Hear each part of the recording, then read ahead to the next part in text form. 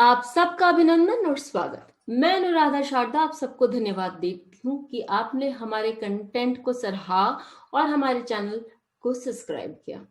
आज हम एक बहुत सुंदर प्रश्न पर बात करने जा रहे हैं, लेकिन उससे पहले आपको यदि ये वीडियो या कोई और भी ऑडियो फॉर्म में सुनना हो किसी भी वीडियो को, तो हमारे स्पॉटिफाई चैनल को डेफिनेटली सब्सक्राइब करें और वहां सभी वीडियोस को आप ऑडियो फॉर्म में सुन सकते हैं।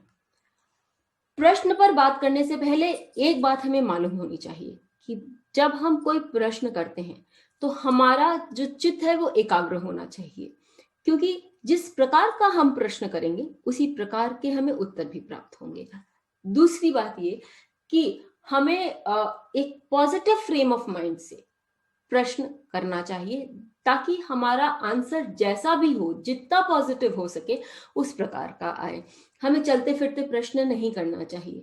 एक बार हम शांति से बैठ के अपने प्रश्न को सोचें, उसे अच्छी तरह से उस प्रश्न को एक फॉर्म दें और फिर किसी भी हमारी जो भी जिज्ञासा है वो किसी को के सामने बहुत अच्छे ढंग से रखें, ताकि हमें एक बहुत सुंदर उत्तर प्राप्त हो।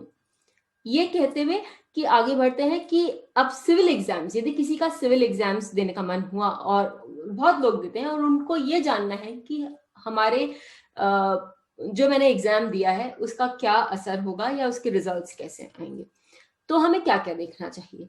देखिए, बाय डिफॉल्ट लग्न तो अच्छा होना ही चाहिए। यदि लग्न किसी भी चार्ट में, चाहे वो हम प्रश्न चार्ट देखें, चाहे वो हम ताजिक चार्ट देखें, चाहे हम डिविजनल चार्ट देखें या हम राशि चार्ट देखें, यदि लग्न और लग्नेश दोनों स्ट्रांग होते हैं, ऐसी स्थिति में व्यक्ति कुछ भी काम पार करने में सक्षम होता है।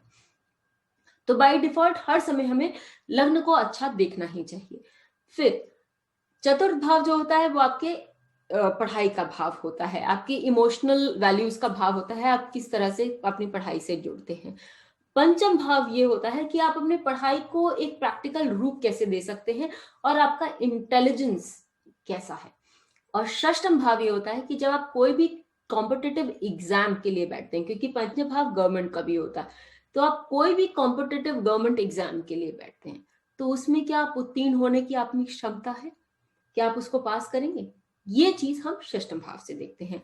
और फिर क्या वो जॉब में परिवर्तित होगा, वो हम सप्तम भाव से देखते हैं। तो इस तरह से 4 5 6 7 ये चारों जो भाव है वो, और लग्न तो है ही, और दशम भाव भी हम चाहे तो हम देख सकते हैं कॉम्पिटिटिव एग्जाम के लिए।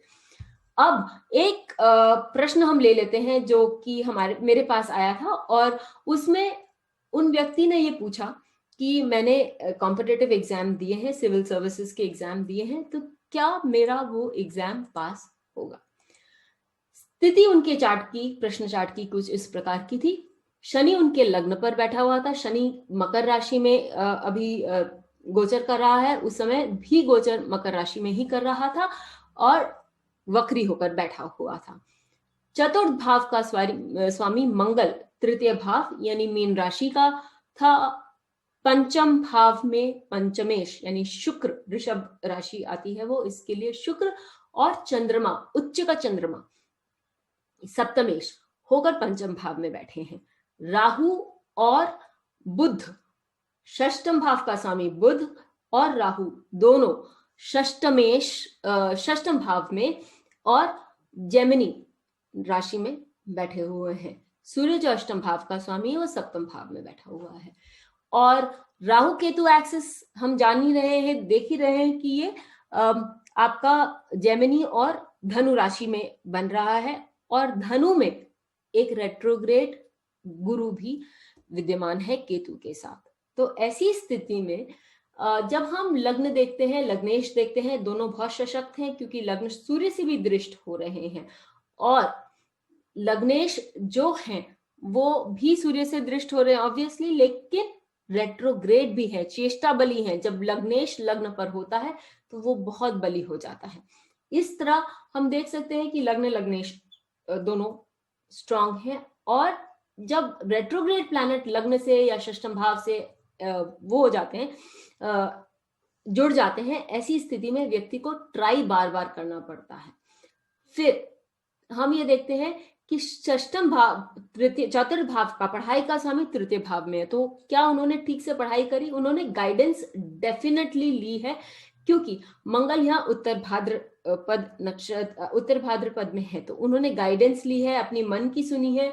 वो बहुत मनमौजी भी हो सकते हैं, हम ये कह सकते हैं। तो पढ़ाई के मामले में ठीक ठीक है, लेकिन क्या वो कॉम्पिटिटिव एग्जाम दे सकते हैं? हाँ, पंचमेश के साथ उच्च का चंद्रमा है, तो मानसिक रूप से वो कॉम्पिटिटिव एग्जाम देने के लिए एकदम तैयार हैं। और ये रोहिणी नक्षत्र में है, और उनका जो आत्मबल है या उनकी जो मानसिकता है वो डेफिनेटली ग्रो ही करेगी इस रिस्पेक्ट में कि हाँ वो एग्जाम दे सकते हैं। राहु और बुध जो है वो षष्ठम भाव में बैठे हुए हैं। अब षष्ठम भाव पहले तो द्विस्वभाव राशि है, तो वो बहुत सारे चीजें बार बार देता है। बुध है वो स्वयं अपने में ही मल्टीप्लिसिटी देता है, और राहु जहां जिसके साथ बैठ जाता है, अब यहाँ पर ये षष्टमेश के साथ ही बैठा हुआ है, तो डेफिनेटली मल्टीप्लिसिटी दे रहा है। यानी कि उन्होंने एक बार नहीं, काफी बार मतलब एक से ज्यादा बार एग्जाम दिए हैं, या एक से ज्यादा पेपर वो दे सकते हैं। तो ऐसी स्थिति में मैंने उनसे पूछा कि भाई आपने क्या एक से अधिक पेपर दिया है? तो उन्होंने कहा हाँ, मैंने 2 एग्जाम्स दिए हैं।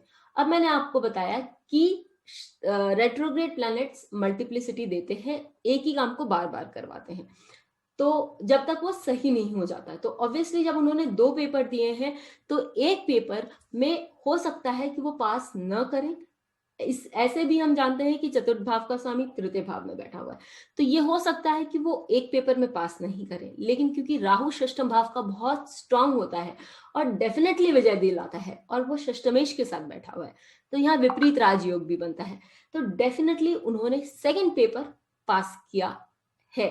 ये जो कि इस प्रश्न से बनकर आता है। साथ ही ये राहु केतु एक्सिस पर जब जुपिटर भी है, यानी कि द्वादश भाव का स्वामी है, तो कहीं ना कहीं कोई लॉस है, इसके लिए इसी को लेकर कोई गेन भी है। फिर सूर्य जो है वो सप्तम भाव में बैठा हुआ है, अर्थात अचानक उन्हें सर्विस लगने की पूरी पूरी चांसेस है। वो फिर उन्होंने ये बात बताई कि अभी उन्होंने एक पेपर पास नहीं किया, उन्होंने 2 पेपर्स दिए थे, तो उसमें से एक में उनका नहीं आया, लेकिन सेकंड वाले में उनके जो रिजल्ट्स हैं उन्होंने उसके प्रीलिम्स जो है वो क्रॉस कर लिए, और उनका वो प्रीलिम्स अच्छे से चला गया था। तो इसी प्रकार हम देखते हैं कि यदि हम प्रश्न या कोई भी सवाल बहुत ही सटीक, बहुत ही टू द पॉइंट करें, और एक मानसिकता जो हमारी हो वो पॉजिटिव हो, तो बहुत सारे जो जवाब हैं वो हमारे लिए बहुत ही सुंदर, सही रास्ते पर दिखाई देते हैं। फिर मिलेंगे, लेकिन तब तक के लिए हमें सब्सक्राइब करना ना भूलें, हमारे वीडियोस को लाइक और शेयर करना ना भूलें। नमस्कार।